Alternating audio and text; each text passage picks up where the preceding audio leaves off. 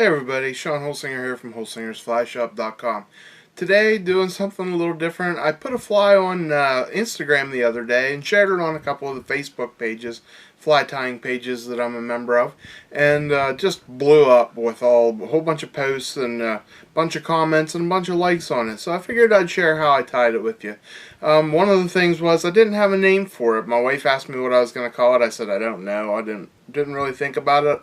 I was just wasting some time at the shop the other night and just playing around with materials and seeing what I could come up with, and it just looks fishy. And one of the comments on it was somebody said to Jester. So I thought Court Jester sounded a little bit better because it's purple and green, just bright fancy colors like a Court Jester would be wearing. So let's call it the Court Jester, and here's how I tie it. Okay, here you go. This is the Court Jester. Just a fancy fun little fly I come up with the other day, and you can see there's not a whole lot to it, but it's a little bit difficult because we tie it small. I'm tying this on a size 16. The hook I'm using is a Firehole 316. You could use a Daiichi 1120, would work fine, a scud hook. And the bead I'm using on this is a tungsten bead, 2.5mm gold. I'm going to put a couple wraps of lead. I would go with a .015 or a .010. And I'm only going to put about 5 wraps on there. And the only reason I'm doing it is, well, I'm a big chuck nympherman and nymph fisherman, sorry. And I like to have big heavy weighted flies. So I want to get some extra weight on there, but I'm also pushing this bead pushing it up inside the bead to hold it into place there to keep my bead up front. So we're going to put some thread on. The next thing we're going to do here is put the thread. The thread I'm using, the Keller, is D22. This is 10/0 Vivus thread. And we're just going to wrap over, cover that thread up. And then I'm going to cut my tag off.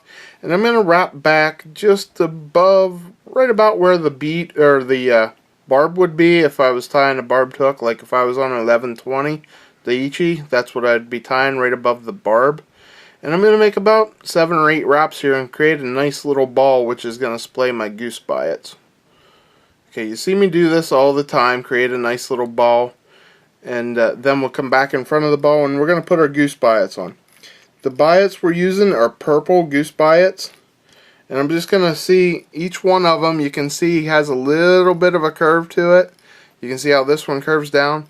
So we're going to put that curve facing out, and I'm going to hold it against the side of the hook shank there, and we're just going to wrap it back to that ball, and then I'm going to wrap it back forward, and I'm going to put the other side on, the side closest to me then, and same thing, I'm going to find which side it curls to, make sure that side goes out, and we're going to wrap that down and wrap that back to the ball. And by creating that ball, you'll see here in 1 second, and wrapping it back to the ball, it splits those goose biots like you can see there, and keeps them nice and separated. And then we're just going to wrap this up, pull these off. They'll break pretty easy. And then I'm just going to smooth out that transition there a little bit to the lead, so it's got a nice smooth transition the whole way back.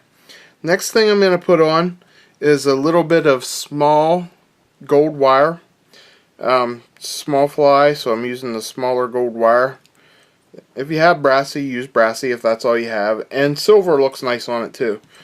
But here at the house where I tie the videos, a lot of times I don't have, I left my small silver over at the shop, so we're going to use small gold. So we're just going to wrap that right back to that ball there where the biots were, and leave that hang back there. And then I'm going to take a nice long biot, and I'm going to tie it in by the tip end, okay? I like to tie it in on the side closest to me here. And just wrap it back there to the same spot, and then wrap this forward. Now, I'm going to take my hackle pliers. You can try wrapping this without hackle pliers, but you're just going to get mad because this is a short piece here. So I'm going to take my hackle pliers, just clip on the back of that, and I'm going to start wrapping this forward and keeping it side by side there, and wrap it forward as far as you can, and then I'll tie it off. A couple wraps to tie it, and then I'm just going to cover that down there like that. Okay, next thing I'm going to do is I'm going to put the wing case on the back of this fly. For the wing case, what I'm using is a piece of teal hollow tinsel, and I'm just going to put I just cut like a 3 or 4 inch piece off here, 4 or 5 I guess. I'm going to tie it on, and then I'm going to pull it back over itself, and you see how I kind of made it a V there, so I made it too wide, so when I pull it back over it's going to be in essence like it's too wide. Okay, then the next thing we're going to do, whoops, before I should have done that, I should have wrapped my lead wire over. So we're just going to wrap the, not lead wire, but gold wire. So we're going to catch up here since I forgot. And then get about 3 wraps on there, 3 or 4 tops. And then we'll tie this off.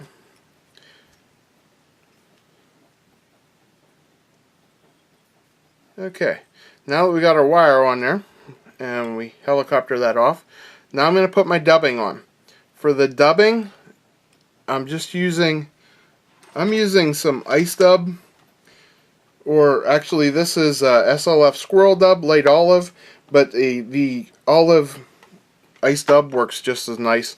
I can use a light colored ice dub, whatever you have, and go very sparse on this because this is a very small fly, so you don't have to put very much on to cover it up. Alright, and then we'll just dub this forward right up there behind the bead.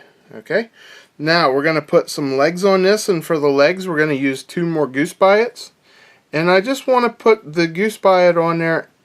I want it to go just past that dubbing, and I'll make a wrap and then 2 or 3 tight ones around it, and then I'll do the same thing on the other side.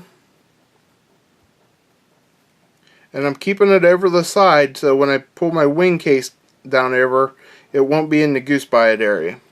Now I'm going to trim these off.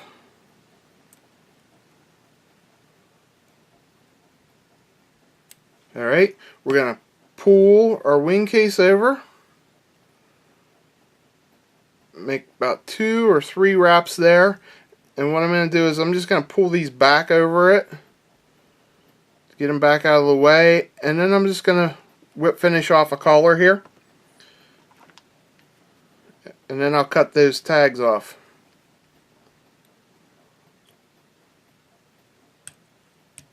Alright, and then we'll cut the thread off. Try to keep your collar small, don't make it too big. And I'm going to hit it with just a touch of UV glue on the top, just a little bit of thick, just to make a nice little wing case there. And just harden that up just a little bit. Getting down towards the end of my bottle here. There we go. Time for a refill, it looks like. Okay, and then we'll hit it with the light and we're done. And that is all of it's to the Court Jester. You see you got your nice little wing case, the blue wing case on the back, nice legs, and your split goose biots. That's it. All that's to it. It's a nice little purple fly, and it'll catch you some fish. I promise you that. So give it a try. For the materials you need to tie this, you can find them at the shop at holsingersflyshop.com. Don't forget to like us on Facebook and Instagram so you can see whenever I come out with these. You know, if you want to see a video on one of the ones I show pictures of there, just give us a shout and I'll make you a video. So thanks for watching, everybody. I'm Shawn Holsinger.